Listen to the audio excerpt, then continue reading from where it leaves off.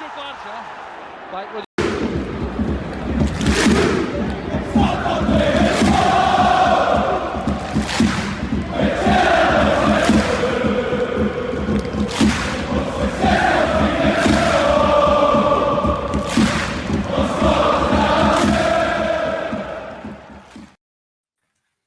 Hi there, and welcome to everybody watching what has been rebranded as the This is Ibrox Warmup on a Wednesday. Love the name of the new show, as we're attempting to warm things up before we go into the weekend. And as John Weir says, just glad to have the real football back this weekend, guys.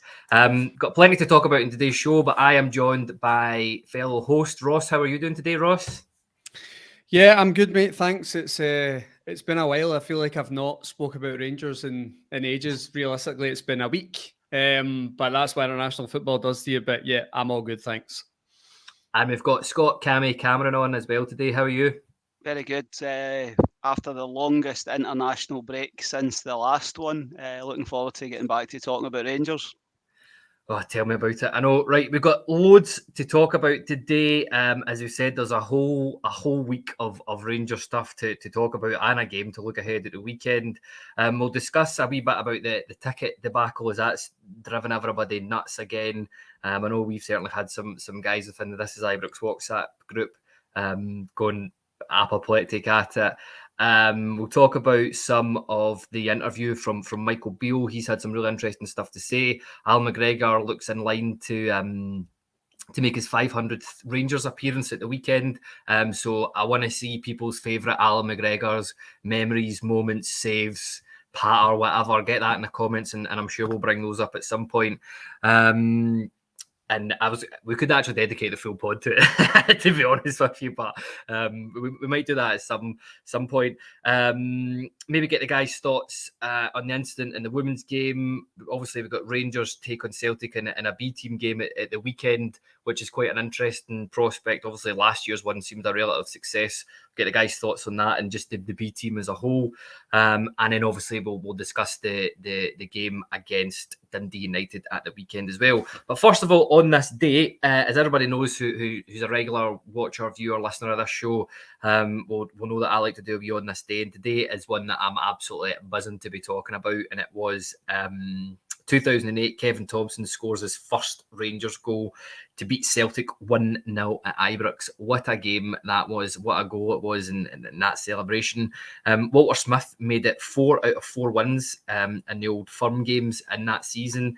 And interestingly enough, a wee stat that came out of that game as well was Allan McGregor was the first Old Firm goalkeeper to have 4 consecutive clean sheets in the fixture. Rangers finished that season with both Vettic Cups and memorably reached the UEFA Cup final. Ross, I'll come to you first on this. What was your memories of that day and that goal and that game? Well, my memory is shocking. I'm just going to be honest with you. But what I do remember is the goal. And probably because it's a goal that I didn't really expect to see from a central midfielder in Kevin Thompson. That 1-2 with Darsheville takes a great touch and slots it by the keeper. And that is what I remember that game for. I know there wasn't much more in that game after looking back this morning. What I thought was interesting looking back in that game was the midfield we had that day. And it was Barry Ferguson, Stephen Davis and Kevin Thompson. I mean, that's right up there for me in my Rangers lifetime anyway, is the best midfield I've seen. So, yeah, good memories of that day. I do remember that. I think I watched that one at home with my dad.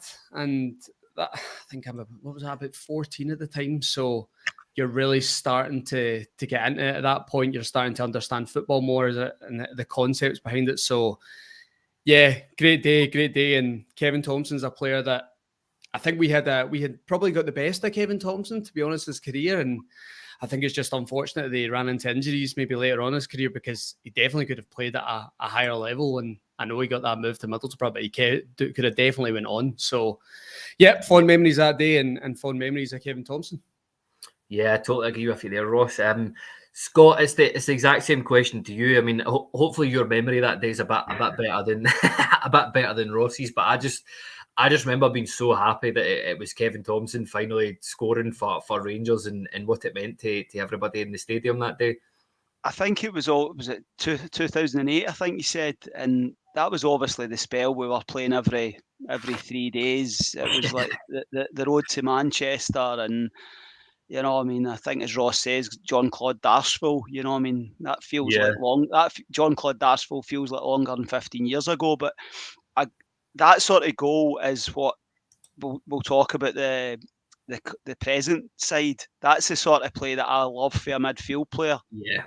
That give and go, and Barry Ferguson was good at it, and Kevin Thompson, like Ross said, that's not his style. To be perfectly honest with you, I mean, there's a few moments in KT's career at Rangers, the tackles on Robbie Keane that he must have had been asked about a thousand times, and obviously a winning goal against Celtic. I mean, you can dine out on that for the rest of your life. So it's just a real shame that his career didn't progress. I mean, I think he was forced out the door, to be honest with you. I think at the point that was just before the financial meltdown kicked in, and I think he went to Middlesbrough for a couple of £1 million and broke his leg very early on down there, But listen, beating Celtic any time is brilliant. It was great to see Kevin Thompson score the goal.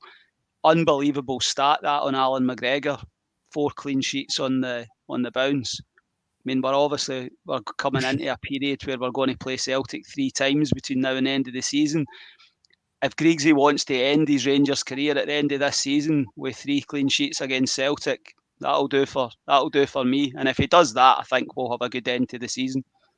Oh, don't say that to me, man. I think it's definitely got to be the end of the season for him this year. There's a couple of things here just to mention. Shug, it's a shameless plug. Kevin Thompson, friend of the show, did a great interview with Scott Patterson. That's in the link below, so check that out if you can, guys. And fair play to two. James McSee here says Darcheville, the OG. I don't know how the two of you managed to say Jean-Claude Darcheville without adding the na at the end of it, but fair play to the both of you. Right, look, we'll get into some matters a bit more serious now. And Scott, I'll come to you first on this here. We'll start on the sort of another Rangers ticketing debacle. I know that we had a couple within the This Is Ibrox WhatsApp group going absolutely mental. I was going to say I won't mention any names, but it was JB and Chris Cherry. It sounded like they had a bit of a time of it yesterday. Chris in particular was talking about having to wait up to 4 hours just to get a ticket, which is insane in this day and age. Online on social media, I got to see a lot of people saying things like it took even longer for them. They were having to repeatedly put in their details again. There was tickets disappearing from baskets, not being able to check out. When they did check out, they were going back to the start. What's your thoughts on this, Scott? And it's just an absolute pain in the jacksie that's happening again. I think it's a website that isn't fit for purpose. It's not. I mean, the website on its own isn't fit for purpose. The ticketing platform is even worse than the actual website. I think it was purchased. It's not the best package. Is probably the best way to put it. So there's a problem. You've got a situation where back in the day, Rangers used to send you an email and say you have been successful in getting a ticket.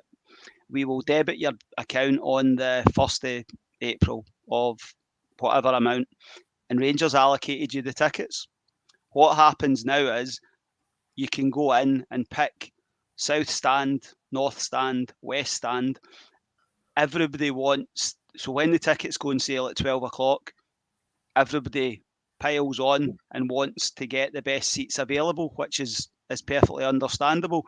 But I think it also contributes to the difficulties on a website and a ticketing platform that's rubbish, for want of a better expression.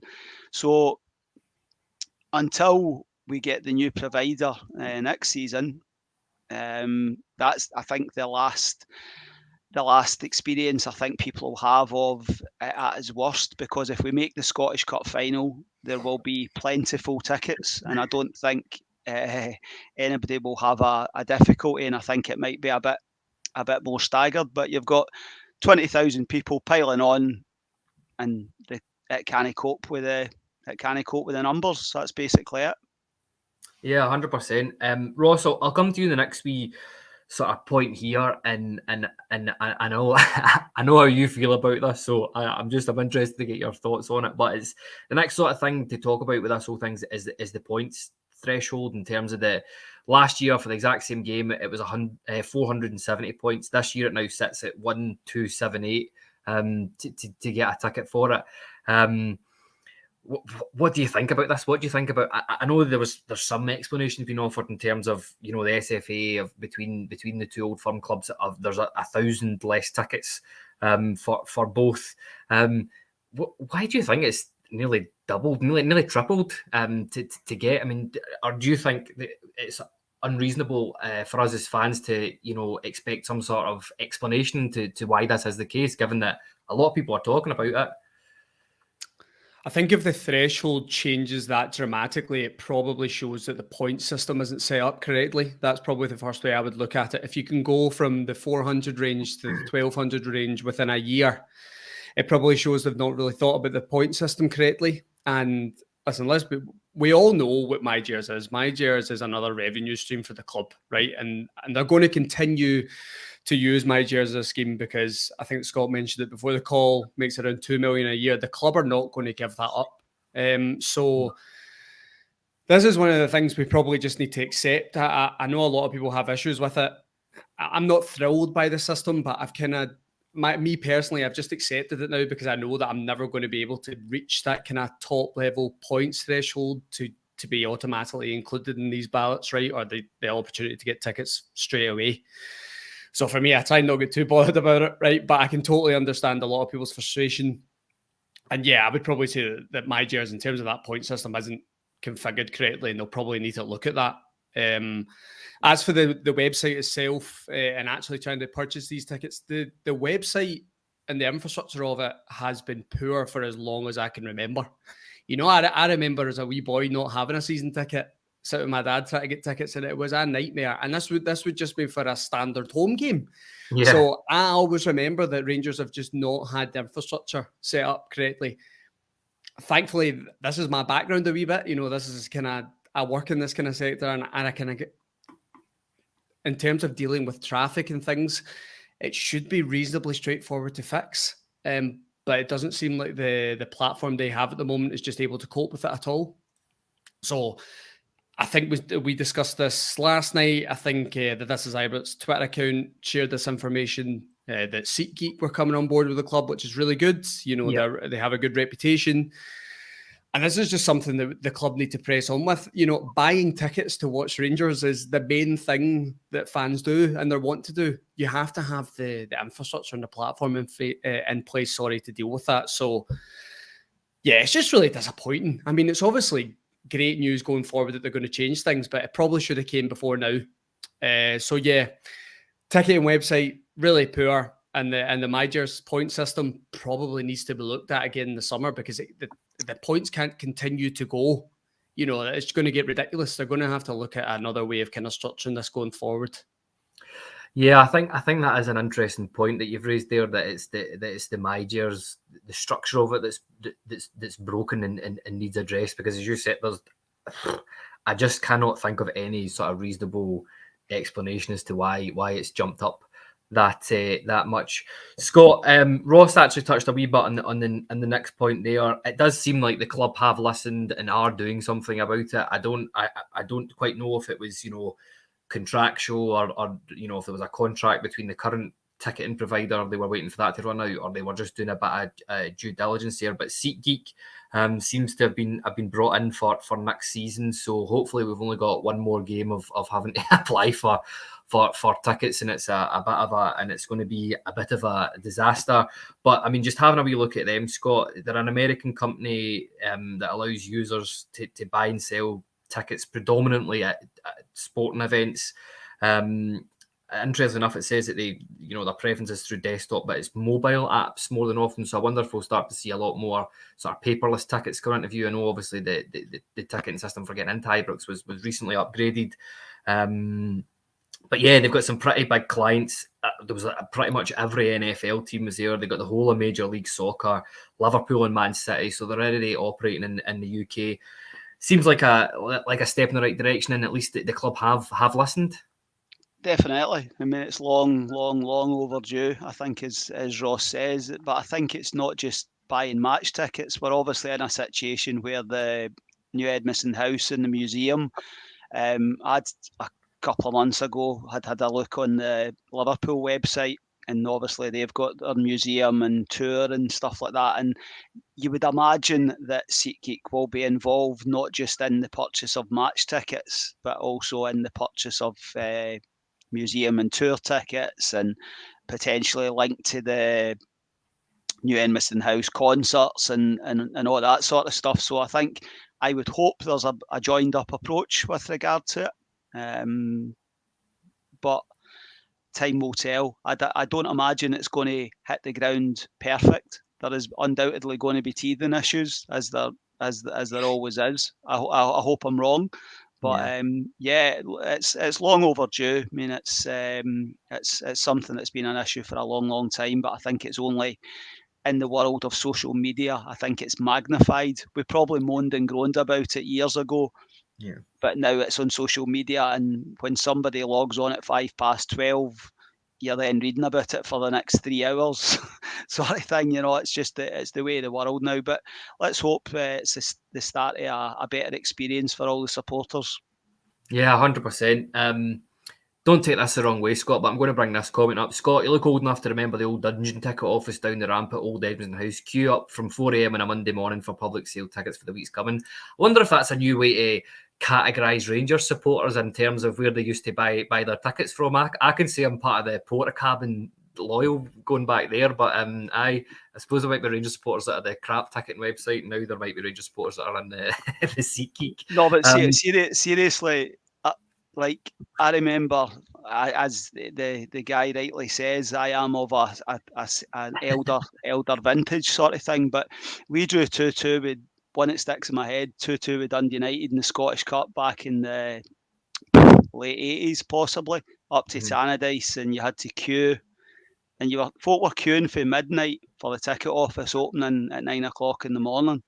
You know, and I remember I rocked up off the first train, and the queue was like halfway along the Govan stand, and fortunately one of my mates was standing about 100 yards further down, and I managed to just sidle my way in. But I mean, the ticket office is obviously changed. I don't think we're going to be stuck with the Porta Cabin and all that sort of stuff, but you just want a better online experience. That's all everybody wants, is just to be able to go on and do what you want to do. Yeah, no, 100%. It's not a big thing that I think the supporters are asking for, and I said hopefully the club have addressed it. So yeah, we'll give them that. Look, Ross, I'll come on to you for the next wee couple of points here. Yesterday, Michael Beale gave an exclusive interview on Rangers TV. He was asked, how he's utilised the break. He said, when he's talked about the team, he said the team have performed well. They've taken in a lot of information. They've trained really hard, played 19 games. So it was important to all the players to take a deep breath. To win 17 out of 19 and to only lose one, albeit a disappointing one, it has shown the progress and shown the players have taken on board a lot of the ideas. The other thing he sort of says here, he says we need to go on winning runs and we need to go on them consistently moving forward. What would you make of Beale's sort of assessment of his tenure as Rangers manager so far, and what did you make of that interview as a whole? The other thing I'll say before I let you speak there is there was another couple of good points he said in terms of he wants to remove the excuses for players going forward, and he wants to make it a really good working environment. It just sounds like the dynamic of the club has totally changed since the sort of GVB era. Yeah, I'd like to think that playing for Rangers, you shouldn't have any excuses, to be honest. I mean, you've got the best facilities in the country and everything's set up for you to be a successful footballer. But clearly, maybe the last couple of years, maybe things have dropped a wee bit. Maybe the standards have dropped a wee bit, and Michael Beale's trying to bring that back now. And trying to remove anything around the players that could potentially hold them back. So, I mean, that's good to hear. And if he has recognised there's a bit of an issue there and he's trying to address it, that's really good. I think I was going to say it's a really good start for Michael Beale, but I don't think I can say really good because we lost that final, right? And I think I would be lying to myself if I said it was a really good start. I think he's had a good start. What I will say is if he says about going on these winning runs, these consistent winning runs, I mean, he's doing not bad at the moment. I mean, 17 out of 19. I mean, how much better can it get, really? So I think we just need to continue to see this consistency. We're going to slip up at times under Michael Beale. It's inevitable. It happens at every single football club. But I think we're starting to see real patterns under Michael Beale that you can start to buy into. And I think that is what I lost with Van Bronckhorst towards the end. I didn't really see anything within the team that I could invest myself into. I didn't see anything really positive going forward. And that was on the pitch in terms of with the ball at their feet going forward and just as a club in general. I just didn't feel there was anything for me to get too excited about. But I do have that back under Michael Beale. Like you said, they're 17 out of 19. The only time we've lost a game is obviously in that final, which hurts. But that can happen in an Old Firm game, I suppose. And we've drew one in the league, and really we should have won that day, the Old Firm against Celtic Ibrox. So, yeah, really, really good. I keep saying really good. I don't really mean it. Good so far. Has to continue. I think, for Michael Beale. I think he recognises that. It was actually quite a refreshing interview. Yep. I think you could maybe see that he'd enjoyed his break and allowed him to decompress a wee bit, which is important, right? In a job like that, when you're under so much pressure, you do need time to step away. So I think it did come at a good time for Rangers. Good couple of results towards the end there, and now they can come back and really push on and drive for the Scottish Cup. We need to win that and put as much pressure as we can on Celtic for that league title. Yeah, 100%. It was a refreshing interview to watch, as you said. And as you said, he's clearly went away, taking time to decompress and hopefully it's back to winning ways at the weekend. Scott, he sort of continued that interview where he said he was specifically talking about the players that he's brought in. He said he's delighted with Todd and Nico. We've enabled them to be themselves in our environment, which I think's especially important for Todd Cantwell, given the sort of dark cloud that was hanging over him at Norwich there. You can see they're two very good players. There's big challenges ahead. They've not passed every test right now, but they've certainly come in and given it a freshness to the team and shown their quality. And I think they've added to the team and will look to add a few more players going forward for sure. What's your thoughts on the manager's assessment of Nico Raskin and Todd Cantwell so far? I think it's fair. I think they've both been a breath of fresh air, a freshness that's been badly needed in the approach in the middle of the park. Todd Cantwell looks as though he's played there for 6 months, no 6 weeks sort of thing. He's really impressed me. I thought he was going to be a bit of a sand dancer, for want of a better expression, but he's actually he's got stuck in and he showed a bit of bite that I didn't have in his locker. So it just shows you don't judge a player until he's actually pulled on the jersey. But certainly very positive. I am a broken record. The last 3 Old Firm games, I think, are potentially what Michael Beale is referring to. They've done well in the without being disrespectful, the games that we should be winning. But the test for Michael Beale, the test for the new players, is when we come up against Celtic. And that's Michael Beale has done fantastically well. The away from home record, which was abysmal in the latter stages under Van Bronckhorst. I think we've won something like the last 8 away games. We haven't looked in any danger. We've played some of our best football away to Hibs and away to Hearts. So that's a huge positive, and credit to the manager and his coaches and the players for doing that. But the big games. To be a success at Rangers as a player and a manager, you need to win the big games, and that's the manager knows that, So it's a interesting few weeks ahead. Yeah, 100%. There's some interesting comments coming in here. Got Teddy Bear saying, "I love the fact that Beale stated publicly if he wants 5 in, so he can see what happens in him if the board backs him or not." Yeah, he mentioned it, and that's another interview that he's mentioned that will be looking to bring players in. I see there's a few people talking about Angus Gunn in the comments. We'll maybe come on to that after we've talked about Allan McGregor, just as a wee aside. But yeah. Speaking of Allan McGregor, he did mention him in that interview there, Ross. It very much looks like he's going to make his 500th appearance for Rangers, which is absolutely insane. I think the last player to do so was Ali McCoy. So I think that just shows you the esteem that McGregor's held up into. Like, I'm not in this pod, I'm not in a debate about should he be staying, should he be gone, should he be starting. I just want to talk about his 500 games as a Rangers player and just talk about some of the good times and some of the good memories that we've had.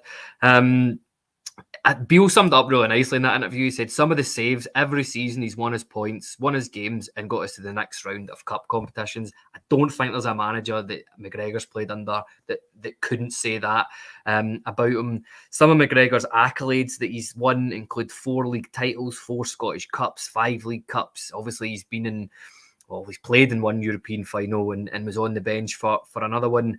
He's been in the PFA Team of the Year 5 times. He's been the SPFL Player of the Year in the 2021 season, where obviously Rangers won 55. He's obviously inducted into the Rangers Hall of Fame, which is the most, I don't know, I think that was maybe the proudest I've ever seen McGregor. You could see really what that meant to him getting in there. But yeah, what does Allan McGregor mean to you, Ross, as a Rangers supporter? Well, he's definitely the best Rangers goalkeeper in my lifetime. I'm maybe fortunate enough or young enough to not really remember Gorham. But my dad just always talk about Andy Gorham. But for me, Allan McGregor, yeah, he's definitely the best Rangers goalkeeper in my lifetime. I think his shot stopping ability is extraordinary. I know we've maybe seen that, go down a wee bit in the last couple of years, but even in that 55 year, the amount of points he won for us was ridiculous. I think the statistic going around was he'd saved 12 goals that we should have conceded, and he managed to keep them out. I mean, that is ridiculous for a goalkeeper of his age. That really is. So some of the saves for me he's pulled off over the years. The one that always sticks in my head is the Werder Bremen one in the UEFA Cup run. I mean, I just don't understand how he's made that save. It's ridiculous.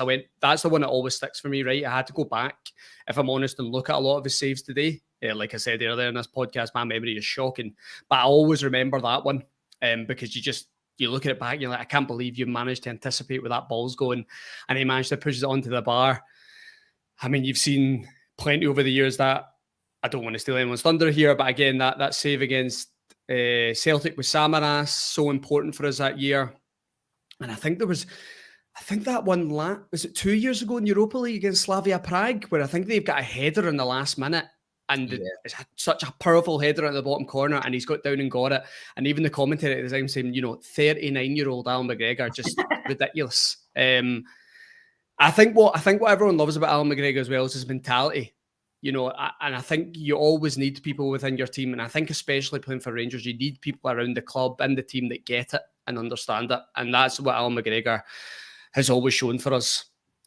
So whenever he decides to hang up the gloves, I'll definitely look back at him really, really fondly, and just an absolutely incredible shot stopper throughout the years. Some of the saves he's made is just, incomprehensible, to be honest.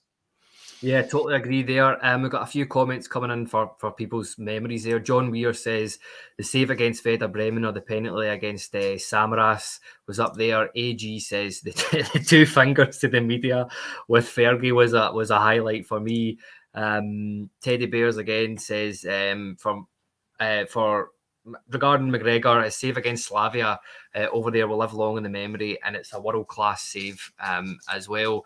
For me, Scott, I think the memory that will stick out in my mind is the 2011 penalty save that Ross mentioned and obviously came in the comments there as well. There's That was one of my first Old Firm games, and I remember just the whole thing unfolding in front of me. Steve Davis was my favourite player. It still is my favourite player. I cannot remember. It might have been Anthony Stokes or something like that he brought down, and I just remember my whole world unfolding in front of me. I thought, that's it. The league's done. It's over. I don't know what else Rangers are going to do from here.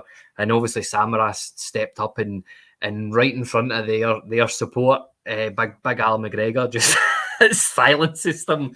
I've never heard a penalty save being reacted to like that in my life as well. And it was that for me is the quintessential McGregor moment. Have you got any moments yourself that stand out for you there? Or I mean, I think you've both covered it very, very well with regard to, I mean, that save. I mean, that was that we went on to win the title that season, but that was almost a title winning save because Celtic won that game. You know, they go on and win the league. You know, but he's just had so many big moments across two spells as a Rangers goalkeeper. I've seen both Gorham and McGregor and Kloss and Woods, and I've been fortunate to my whole lifetime has been brilliant Rangers goalkeepers. So whoever comes after Allan McGregor, he better be up to the same standard, to be honest. But I love the character. I think Ross nails it perfectly.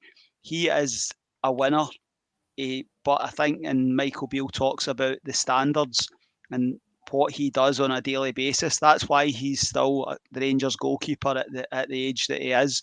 I think he's just a great character, great about the place. I think one of the funniest moments during the COVID season when the games were behind closed doors, and he's obviously one of the loudest players in the Rangers team, and you could hear him making certain comments towards referees and that sort of thing. You know, he's just a great character, brilliant Rangers goalkeeper, and I think across the fact that he's got longevity across his Rangers career that Andy Gorham didn't.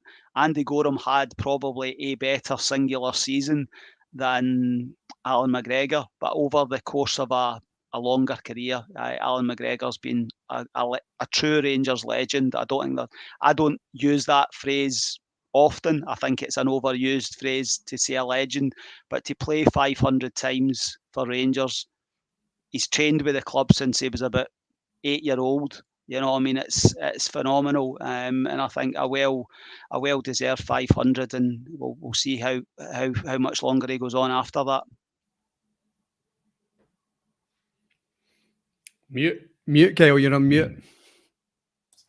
Sorry, it's because the dog's going crazy in the background. That's all it is. I'll need to go and sort them out in a minute. But bear with me for 2 seconds. Thanks for that. There was a couple of sort of honourable mentions that I wanted to say in here.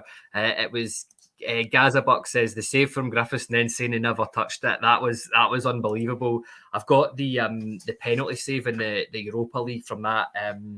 What's the guy's name? I've written it down somewhere here in my notes. Was it Katyai or something like that? Yeah. I absolutely loved that. And then somebody else, I saw that we put it out on our Twitter feed today, and I think there was an honourable mention for have you even won a league title or a trophy if McGregor's not in the back of your car steaming. So I think that's a very, very fair point there as well. So look, something a wee bit different here. I think, admittedly, on This Is Ibrox, the B team is something that we don't cover an awful lot.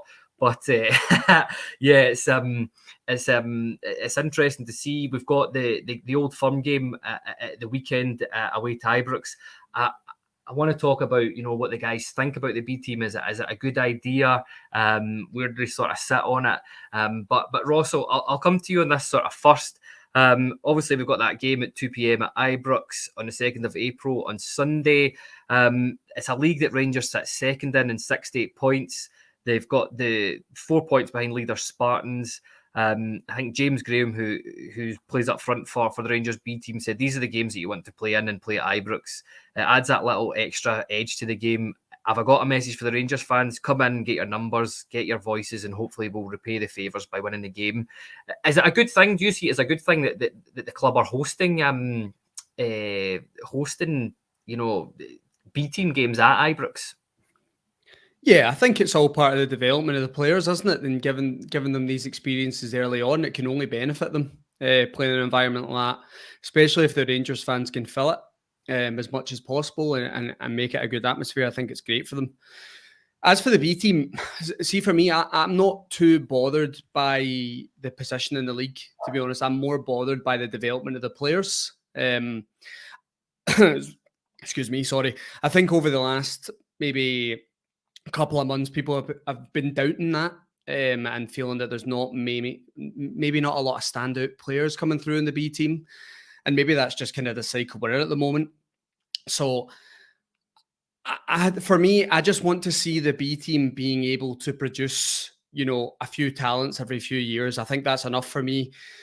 I think it's very, very difficult to play for Rangers as a youth player. I think the expectations of playing for us in that first team are so high, and we have to win every single week. It's not really, to be honest, it's not a great club to play for in terms of trying to break through. It's so difficult.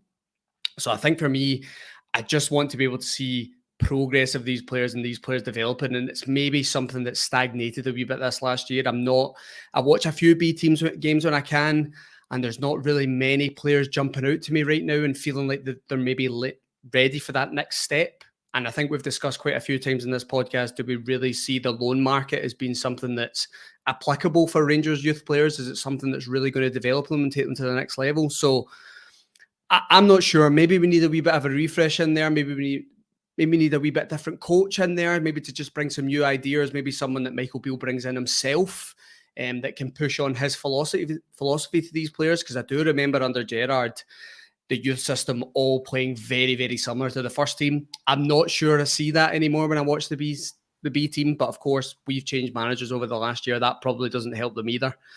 So I think for me, Kyle, I just want to see these guys develop. And I think playing at Ibrox is a great opportunity to do that, put them in these environments and see how they react to it. And I think we're going to see a restructuring of the league system next year. I'm not sure if Rangers B are still going to be in the Lowland League. I know that's up in the air at the moment. So I just want these teams to be challenged and tested every week. I think if you go back to the youth league before, it's not really going to develop them. But again, I don't know if the Lowland League's really developing them now. So they're going to have to try and find an alternative, I think. But yeah, for me, just development, the results don't really matter, in my opinion. Yeah, no, I totally agree with what you've said there. Just apologies to everybody there. Just the dogs are really, really big Allan McGregor fan. He got too excited when I was talking about him there. But yeah, it's there's a few interesting comments coming in here. Teddy Bear says the B team is only a good idea as long as we bring them in through to the first team. Otherwise, it's a waste of time. And Nicholas Moore agrees with you there, Teddy. James McSee as well says the reserves, as they were then known, Old Firm games are played at Ibrox and their place often in the 90s. Got decent turnouts too. But there was no internet in the 90s, so that's why people went along to those ones. And AG here says a lot of fans expect too much, and even more fans massively overrate our youth. I think there's a few good comments in there.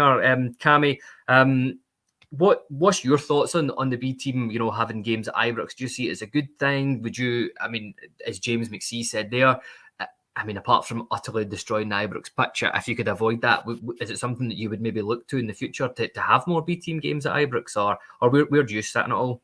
I think on a more regular basis, I think it would be great. But obviously, the first team and the pitch being in the best condition is the most important thing. But I think it's making use of gaps in the window with regard to the first team when you can actually. I think this game on Sunday's ideal. Obviously happened last season as well. You want to get the women's team, you want to get the under 18s for the Youth Cup, the experience of playing on the big pitch and where you hope these guys are going to be playing, guys and girls, obviously I'm talking about the women, are going to be playing in the years ahead, so it can only be a good thing, and it's good games as well for the next generation. We talk about my gels and how difficult it is to actually get parent and child tickets and that sort of situation. So these sort of games are the ideal opportunity to take your family along and experience a game against them. Yeah, 100%. I'll stick with you here as well, Cammy. Just it's about David McCallum, the BT manager. I've seen a lot of stuff on social media relating to him saying the word stagnated is come up an awful lot, and that there's an injection of new ideas needed. AG here says we should maybe look to some kind of elite youth setup with clubs from other league, maybe at a level, maybe even Belgian teams, etc. That's not a bad shout, I don't think at all. But I mean, is there more to it than just, I don't know if I'm looking at it from like we're Rangers, we must win every game at all costs. Is there a bit more to it than that in the B team, that it's about more than winning? It's about actually developing, or should Rangers be aspiring to win every single game as possible? Ideally, you want both, to be honest. You know what I mean? But I think across my lifetime, Barry Ferguson will be held up as he's the bar. Yeah. He, Nathan Patterson, these players. I mean, I look at Rangers goal scorers. When was the last time Rangers brought through a centre forward? So this isn't something that's just happened over the last 3 or 4 years. When was, you guys will know, Robert Fleck back in the early Souness years came through the youth setup. Gary McSwiggan, John Spencer. But apart from that, we've not brought through. We bring through certain types of players, but we just can't seem to develop a goal scorer. And it's the same. Celtic's probably the same for a long time as well.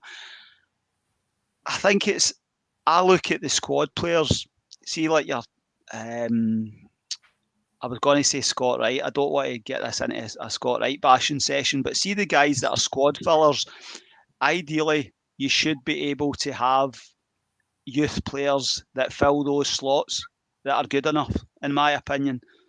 I think Ross is right. I don't think the crop is the best that it's been. There is talent there. Bailey Rice is only 16. It's going to take a wee bit of time for him, and it's going to be interesting to watch how his development. Zach Lovely shows promise, as came from down south with a decent reputation. Looks too good for the Lowland League, for what I've seen. But what's the next? Does he train with the first team, but he's then not going to get enough game time because he's in and around the first team? Does he go to an English side for a loan down to League One or something like that, playing at probably a better level than playing at the Championship up here sort of situation? It's every player has a different development pathway, and that's for Craig Mulholland and those.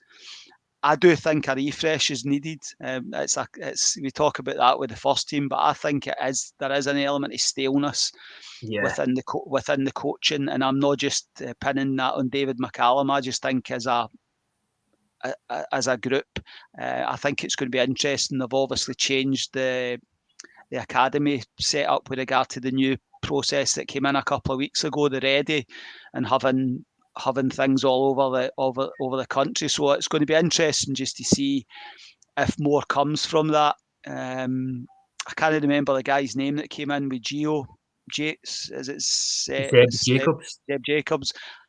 Is he going to have more involvement? You really don't know. In an ideal world, Rangers at every level are winning every game, and we're bringing 2 or 3 players through to the first team every year.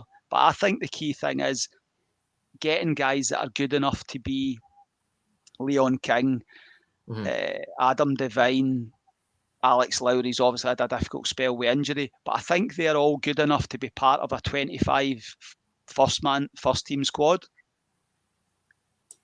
So I think that's, and then if you get a Barry Ferguson or a Nathan Patterson or I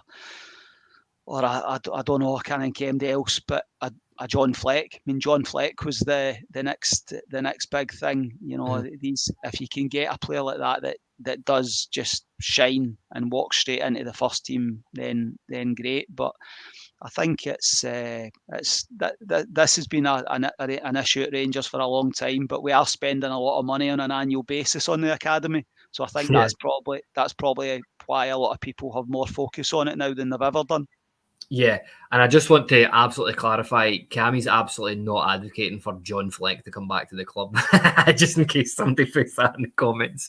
I'm sure that was suggested in our group chat a couple of months ago, to be honest with you. Looking for homegrown players. Yeah, no thanks. Before we move on, Ross, there's just a couple of wee comments here. Curry Muncher says Beale said the standard is too big between the B team and the first squad, which I think essentially is what the issue is at the minute. We either start getting youth integrated in the first team, or they will lose motivation to ever progressing at the club. So there was another wee comment here as well. AG could be a big season for Lovelace. RFC 72. We never know about the B team unless they get a chance in the first team. Lovelace should have had more game time this season. There's a couple of guys that I maybe want to talk about there. Zach Lovelace is one in particular. I know on the last pod that I did that we covered him going into the England under-17 squad, which I think, given that he plays in the development league in Scotland, is massive. And I think that he is a guy that he is that not once in a generation talent type thing. But I mean, he was playing for Millwall in the Championship when he was 15. I'm not saying that constitutes you being good enough to play for Rangers, but I mean, is there anybody, Ross, that you would like to see into the first team like Zach Lovelace? And I know the other name that was being mentioned by everybody was Bailey Rice as well, who looked like an absolute unit when he came on against Livingston. I think for me, I'm not too bothered at this stage of their career that they're maybe not in the first team. I think they're both still young boys and they've got a lot to learn. I think when it comes to Zach Lovelace, I'm maybe a wee bit surprised we've not seen more of him this year because of that experience he's had with Millwall. But I actually think he's had a few injuries this year, Zach Lovelace. So maybe when he's just about knocking on the door, he's maybe just been a wee bit unlucky and picked up a knock. And that can happen. I don't like putting a lot of pressure on these young boys. He's only just came up. He's been signed as a development player. He's not signed as a first team player. And Rangers will maybe feel that he's just not ready and he's just not at that stage. I think we've seen Robbie Ewer a few games, haven't we? We've seen him in the Scottish Cup squads or the League Cup squads. I can't quite remember. I think he got a goal this year. But I'm not really, I was going to say thrilled there as if I'm dead emotional about it. I'm not. I just don't see a lot of players ready for that step up yet, unfortunately. And I think Michael Beale's made that clear a few times when he's been asked about the B team structure. He feels himself that it's not exactly what he needs. He doesn't need players playing in that Lowland League. He doesn't feel that they're developing enough to make that jump. And I think he's made that pretty clear. I think there was a really interesting one was when I think Alex Lowry had went back to the B team, if you remember, and I think he got a hat-trick that night. So there was a lot of talk around him again, and this boy's ready. He's ready to break through. And Michael Beale basically just shut it down and said that level is not enough for him to be coming into this team and playing every week. So I think there's a gap there. I don't know how the club managed to fill that gap. I think we've seen a comment earlier. It may have been from AG himself saying around the kind of youth league set up with other kind of elite clubs throughout Europe.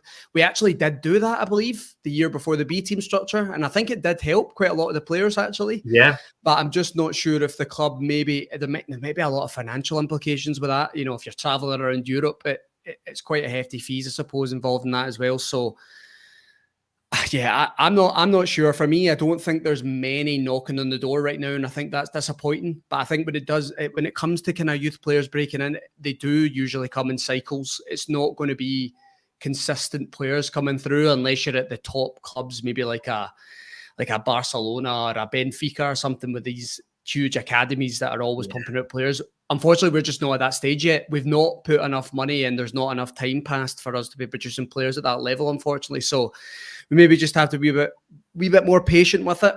There's certainly a few players in there over time that I hope will make the jump. And I think we've seen over the last couple of years, the likes of Nathan Patterson moving on for big money, Alex Lowry, Leon King, Adam Devine. All these boys look good enough, certainly, to play for Rangers. Whether they stay here for their whole career and they play 500 times like Allan McGregor is a different question, but they certainly look good enough to play for Rangers. And I think the academy is all about trying to produce players that can play for Rangers, but ultimately just trying to produce professional football players that can make it any level. They always talk about that, trying to set these boys up for life. And if their contract ends with Rangers, it's not the end for them and they can still make a career for it. So yeah, I think there's a lot of positivity about the youth setup.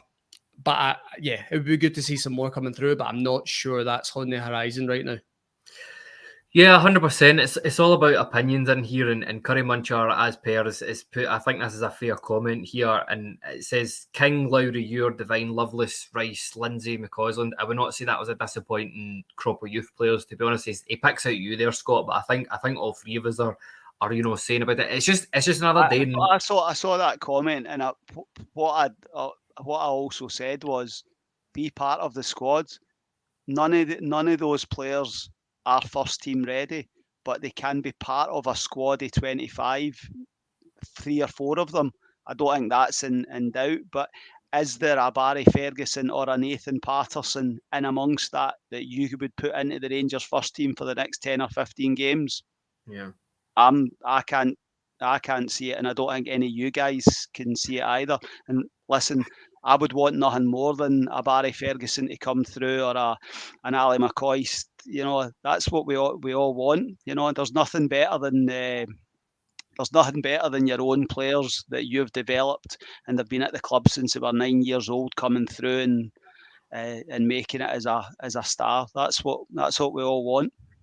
Yeah. No, again, it's hard to disagree with that. There, you know, we have a good crop of young players, but that's just compared to other young players in the country. It needs to be a bit more than that. I said, I mean, this is bold, being on a live podcast and saying this, but for me, Zach Lovelace is the one. I know people are talking about looking at strikers next year and what do we do, and I know that's a chat that you definitely don't want to have, Cammy, but I just think that I don't think we need to look very far for a striker, because I think he is an unbelievable talent, and it's a guy that I really hope seeing break into the first team next year. But look, that could make headlines if you're trying to say that Zach Lovelace can replace Alfredo Morelos next year. That'll make headlines. That's absolutely not what I'm saying there, man. Before you twist that, but like, what I mean is, like, I think he'd be good as like a third, fourth choice striker type thing for Rangers. I don't see us having to look very far from that. But yeah, this is the thing. It's with Curry Muncher here. It's not going to know Scott if they're not given the opportunity. And again, I think that's fair enough. That's again where I sit on it. Can I come back on that? Sorry, I do want to get into a spat with Curry Muncher, but Michael Beale has said, particularly around Alex Lowry, and Gio also said this, they need to earn the opportunity. They need to be doing it Monday to Friday, impressing their teammates. Would their teammates pick them? That's if you're impressing your teammates, and undoubtedly that's going to impress the manager, we need to be winning games. That's what we were talking about. We need to be winning big games. I don't think putting any of these young kids in now, none of them are ready. None of them are, and I know, how are you going to know? Well, if we lose the next 4 games because we've gave the young guys a chance. Can you imagine social media? Can you imagine every podcast under the sun? But it's all right, we gave the young guys a chance. I think just to add on that, I don't want to go on too long. I know we've discussed this for quite a while, but I think just to add on what Scott's saying, you've got to trust the management staff here, right? You've got to trust Michael Beale. You know, there's no way that any manager is going to hold back a youth player if he feels he's good enough to play for Rangers.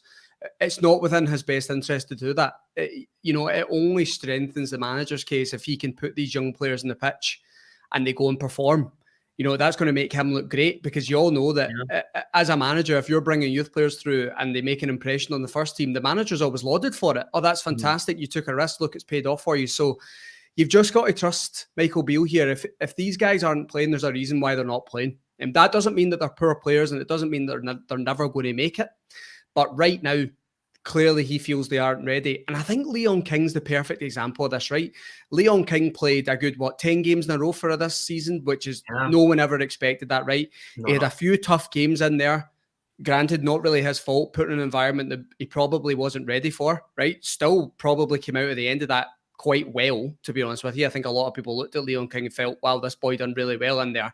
But he's not played a minute under Michael Beale. So Michael Beale clearly feels there's maybe something we need to take a step back. Maybe we need to work on a few things. And once we've worked on them, you'll come back in. Or that's the ambition anyway. So we've just got to trust the manager here. We all want the perfect. I think someone mentioned it earlier. It's perfect to bring in these other players and they go and smash it for Rangers, but unfortunately, it's just not the reality. Most academy players won't make it. So if we can get a few coming through, that's a positive for me.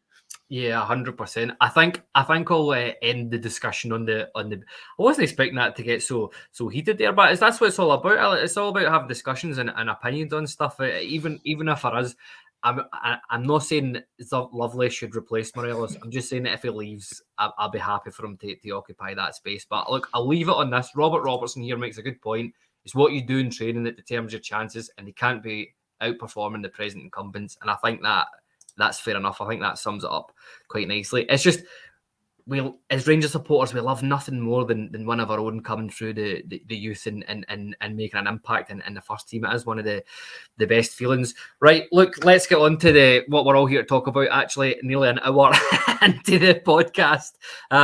Ross, I'll come to you first on this. Rangers are back in domestic action on Saturday at Ibrox for a lovely 3 p.m. kickoff, which all football should be on a Saturday. We all remember what happened the last couple of times Rangers have played a Jim Goodwin team. Beale must be absolutely... What is it? So this will be game 20, and I think he's faced a Jim Goodwin team 3 times already, which is madness. What Beale says about Dundee United is they're going to make it tough, reduce the space all over the pitch. Are you expecting similar to what Beale said there, Ross, in terms of facing Dundee United?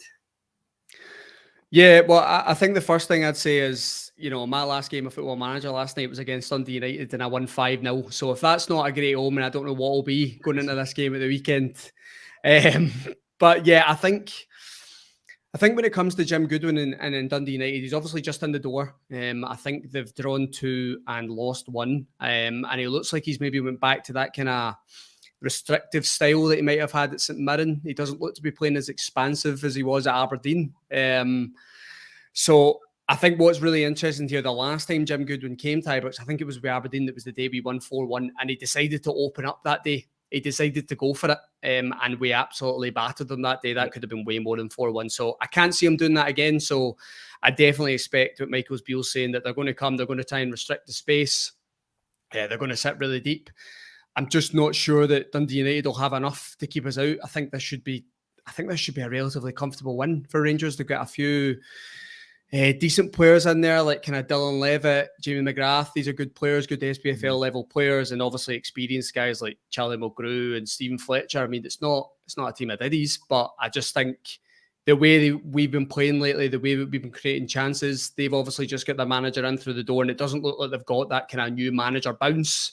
Yeah. After they've not been able to pick up a victory yet. So looks like confidence is quite low. So yeah, I expect them to come sit deep, but I think we should have enough to be able to break them down. Yeah, it's fair play to you, Ross. There, that was quite an interesting way of saying that Jim Goodwin's back to playing shit football with Dundee United. There, you put that quite eloquently there. But Cammy, look, I'll come to you. It's the exact same question. What are you sort of expecting from a Jim Goodwin team? Are you expecting a similar game up like Tannadice? Are you expecting another Fashion Sakala screamer, which I would love nothing more than, by the way? How are you expecting the game to go against Dundee United? I think my favourite expression is against these jobber sides. It's about getting the goal as early as possible. Putting the game to bed as early as possible. I mean, I think that's the key. They'll be stuffy, but we should have more than enough quality, regardless of how they could have 5 at the back, 5 in midfield, nobody up front. We should still, as long as we play at the right tempo, move the ball about.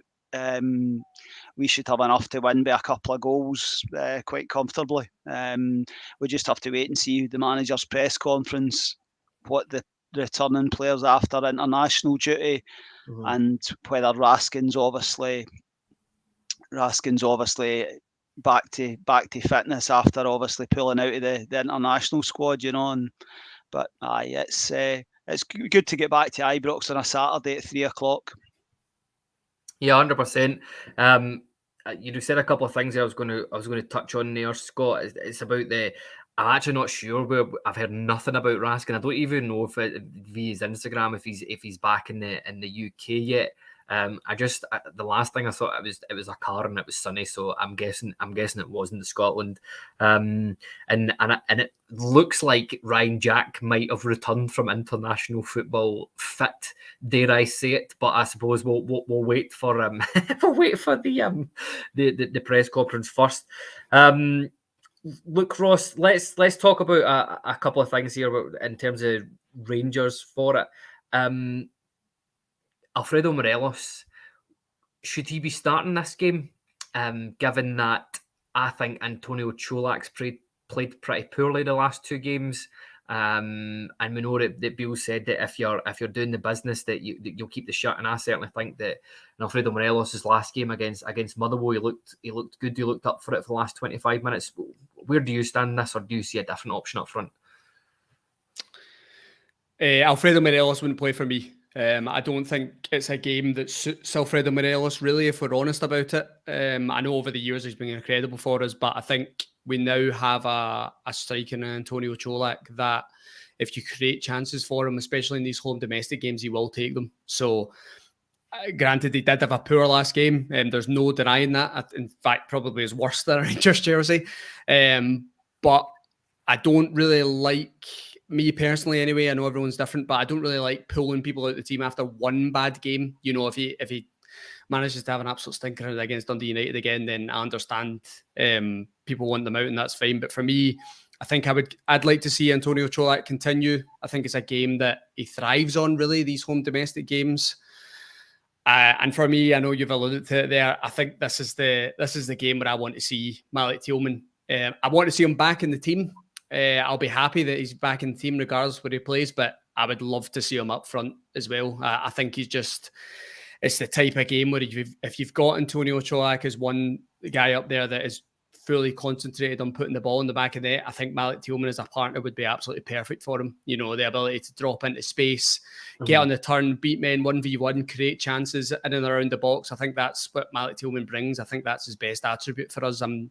I think we have enough now deeper in the park to create chances and play the ball through the lines that we don't need Malik Tillman there. And I'd love to see him up there. Whether that happens, I'm not sure. I know Michael Beale alluded to it last week in one of his interviews, saying that it was something they'd maybe been working on. So I'd like to see that. But again, it's probably harsh on Fashion Sakala if he comes out. Yeah. But I do believe in a rotation a wee bit as well and keep people fresh. So yeah, for me, I'd like to see Antonio Cholak continue, just give him another game, see how he bounces back from this break. And yeah, for me, it's time to see Malik Tillman up there. Let's see it. Yeah, it'd be interesting. I said that. I know I was at that Kelly game away when you and I saw the sort of first glimpses of it, and I could hear the squeals of excitement when he was actually starting as a number 9. So it's something I'm in total agreement with you. I'm something that I think he's got the physicality and the feet to do it, to be honest with you. Cammy, James McSee here says Cholak isn't the answer against sides that sit in. He excels in counter-attacking teams with wide service. Look at Easter Road, but Cholak is a man down in tight, stuffy games. Just my take.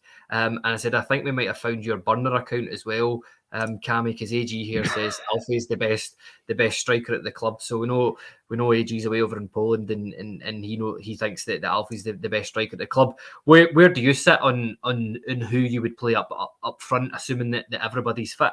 Well, I do agree with Ross. I think this is the ideal game to take Sakala out. He played the 2 international games, so I think it is an opportunity. Tillman's had the opportunity to obviously get over any niggles that he's had over the last wee while. I think it's the ideal game to play him. I think the front 3 will probably be Tillman, Cholak, and Kent. You all know my feelings on Morelos, but I said before we went live, I do believe. I mean, Cholak was honking at Motherwell. Absolutely, he just every part of his game was poor. You know, cost us a goal. Should have laid in Sakala. Couldn't hold the ball in. Just one of those days. Alfie was brilliant when he came on, looked really, really sharp. Probably should have had a hat-trick, but as he always does, he missed a couple of chances. But he's all round and he looked generally sharp. Depends what Alfredo's been doing when he's been back home in Colombia. if he's came back in tip-top condition. You just don't know. Is the manager thinking with regard to the Celtic game the following weekend, or is he just going to basically, right, we'll deal with Dundee United and then we'll deal with Celtic in isolation? I think that's probably how he's going to look at it. But I think it'll probably be Cholak as the number 9, because I do think that he's better suited to these matches at the moment, certainly at home against these sort of sides. Can I just add something there, Kyle, just regarding Alfredo Morelos, because I want to give him credit here, because when he came on against Motherwell last week, he looked great, and he looked like the Alfredo Morelos that we've seen over the years in spells where he had the fire in his belly again and he was ready, and it looked like he had something to prove, and I think that's really good. That's the attitude I want to see until the end of the season. If he gives us that till the end of the season, that attitude, he'll walk out the door and everyone will laud him for it. You gave everything, you want to move on, you want a new challenge, and everyone will accept it and wish him the best. So that's what I want to see. For me personally, it's not enough to do it for 25 minutes, right? I want to see that in a few games where he's got that attitude back that he wants to give everything for Rangers. See if he does that.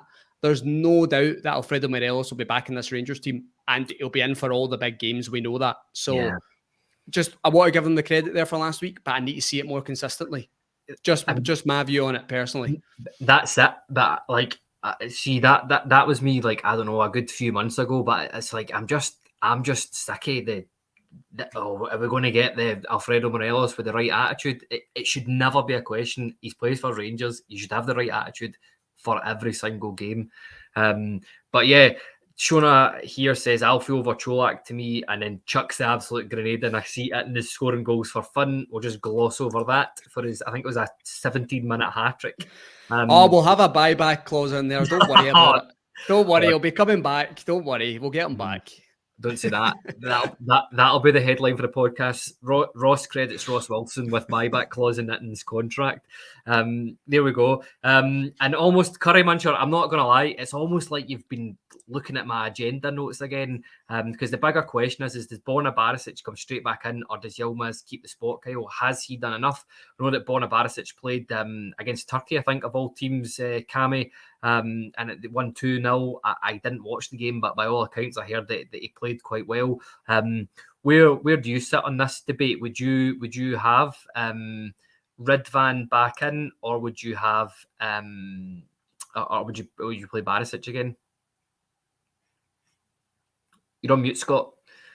I think it's a good opportunity to give Yilmaz another start. I don't think he done anything particularly great at Motherwell, but I thought it was his first game in 5 months, and Borna's just off the back of becoming a father while on international duty, and obviously playing the 90 minutes against Turkey. So I do think that the international players, the manager might not start any of them.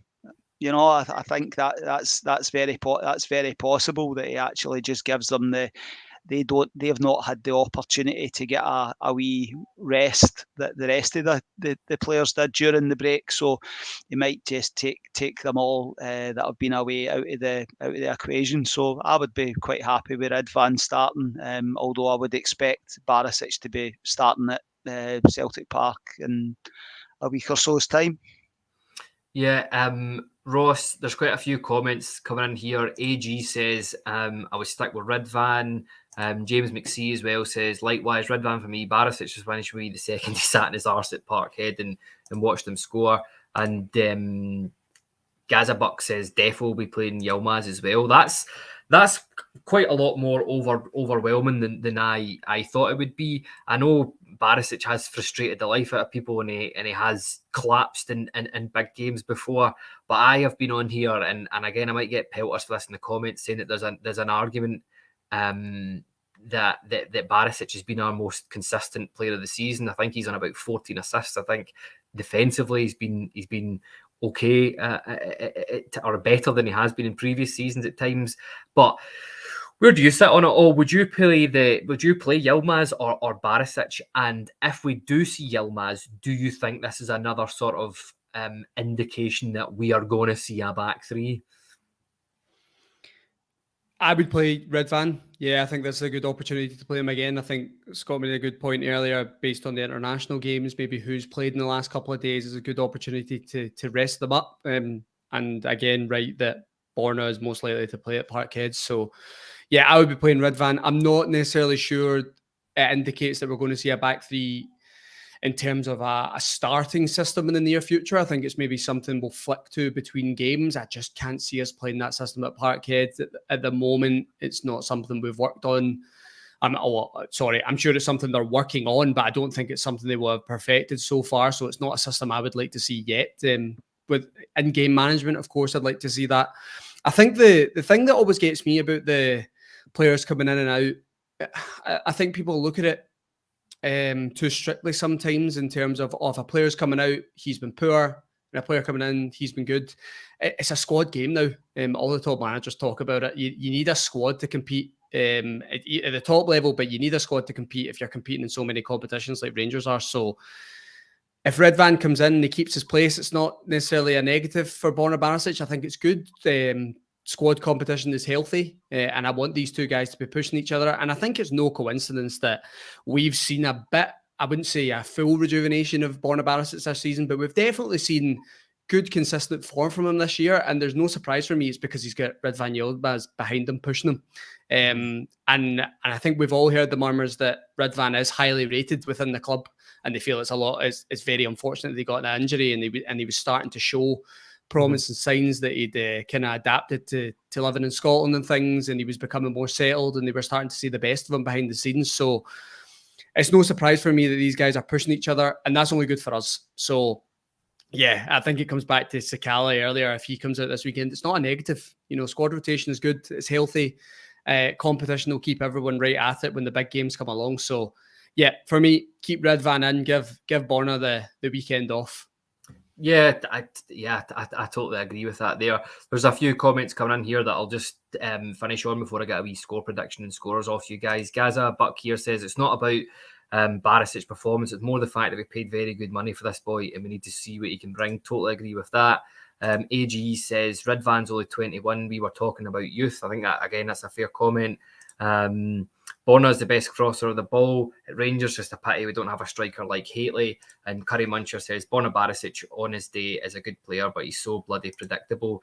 And I've just got the fear of God because I've just seen Cedric Itten's been linked with Borussia Dortmund in the chat there as well. So Ross Wilson better have a bloody buyback clause on it. But look, just we're well over the hour mark here. Cammy, I'll come to you first. I'm just looking for a wee score prediction and who you think the scorers will be at the weekend. I'll go first goal scorer continuing his run, Connor Goldson, and Rangers to win 3-0. I'll take that. And Ross, what about yourself? Yeah, I'm going to go one more. I'm going to go 4-0 Rangers. I'm going to go for a Thielman double, a Cholak goal, and I'm going to say this is a weekend for Ryan Kent. 4-0. Oh, that's a bold prediction. Yeah, I'll take it. Either of those score lines, to be honest with you. As long as we win and keep a clean sheet, I'll be happy. I'd like to see another wee Todd Cantwell goal, just because I want to see his celebration again. And I really think that guy can bring a lot to our club. Curry Muncher here says 4-1 they will score first. That's per usual. It's really difficult to disagree with that. Nicholas Moore here says 2-0 Cantwell. I'll take that. Gaza Buck 5-1 with Cantwell. AG says that a penalty is a cert. Few people saying Cantwell double. Caroline as well saying 3-1 Cantwell and Ofra Hill 3-0 with Cholak there. But look, guys, thanks everybody for joining us on the warm-up this Wednesday. It's been really good. Thanks to my guest Ross. Yeah, thanks, mate. I enjoyed it. That hour flew, and yeah, it's good to be back talking about Rangers, and let's hope we pick up 3 points this weekend. That's it, and thanks again, Cammy. Thanks, guys. It's been. We always think, have we got anything to talk about? And there we are, 20 past 8, and we could probably keep on going for another half an hour. I know, that's the thing. I had to cut the youth in the B team chat short. But listen, thanks everybody for watching, listening, viewing, tuning in. Just remember, it was really good reacting and with the comments, and there's some really good comments again tonight. So yeah, we'll see you guys soon. And if you haven't already, just remember, give us a like and subscribe. The next podcast will be a reaction to. I'm not sure what time it'll be on at, but whoever's home first will be back for on Saturday post-match for the Dundee United game. But take care, everybody, and thanks for watching.